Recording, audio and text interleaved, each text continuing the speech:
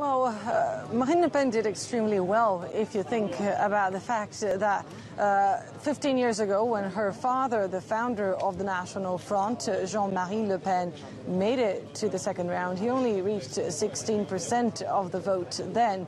And she is now, projections suggest that she's going to end tonight with more than 34% of the vote. So Marine Le Pen, when she spoke to journalists and to her supporters here at this manor house in the east of Paris just a few moments ago, she seemed pretty proud of herself, pretty proud of what her party had achieved. Of course, she comes from this movement that in the 70s was a fringe movement that gathered xenophobes and nationalists as well as Nazi collaborators, and she is a big responsible for the change in the image of the National Front. Marine Le Pen, who took the lead of this party, she became the party's president back in 2011. She then expelled her father from the party and really tried to distance herself and the party from his hate-filled remarks, and has managed to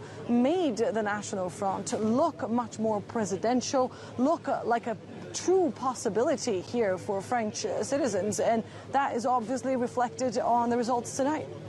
What do you make of some of her father's comments in the run-up to this election?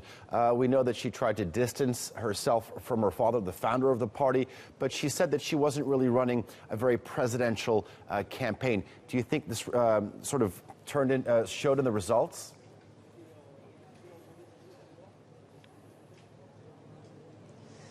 Well, Jean-Marie Le Pen has indeed spoken to journalists here in France several times. He did not hesitate in weighing in on what he believed was the wrong strategy for his daughter. He said that her campaign was too cool, too laid back, that she should have adopted a much more Donald Trump-style campaign. Of course, a lot of people here in France believed that she was very forceful in her opinions. She made it very clear what her ideals were.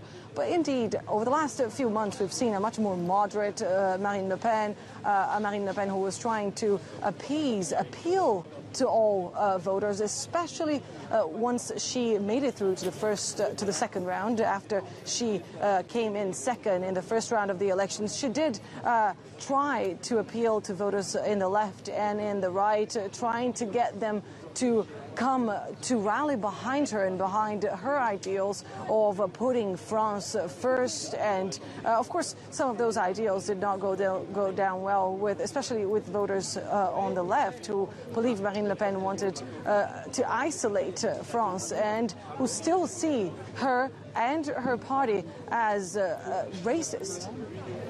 Okay, she said in her speech that she thanked the nearly 11 million people who actually voted for her, but this is not the end. There are actually parliamentary elections coming up in France.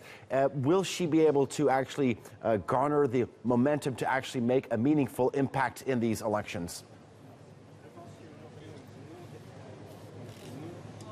Well, she certainly believes so. She is hoping that she's going to build on the momentum she has just gained now to actually become what she described a new political force here in France. She said that the majority of the French voters may have not given her the mandate to govern France, but they have given her one mandate, the mandate to be the opposition, to emerge with this new political force. She says she is already getting ready to this new fight, and of course pretty much everyone here in France understands that this election, albeit a crucial one, was just part of the democratic process. In just a few weeks' time, we're going to see parliamentary elections here in this country. More than 500 members of parliament will be voted for, and Marine Le Pen is hoping that she can translate these 11 million votes into seats in parliament, and that she can continue representing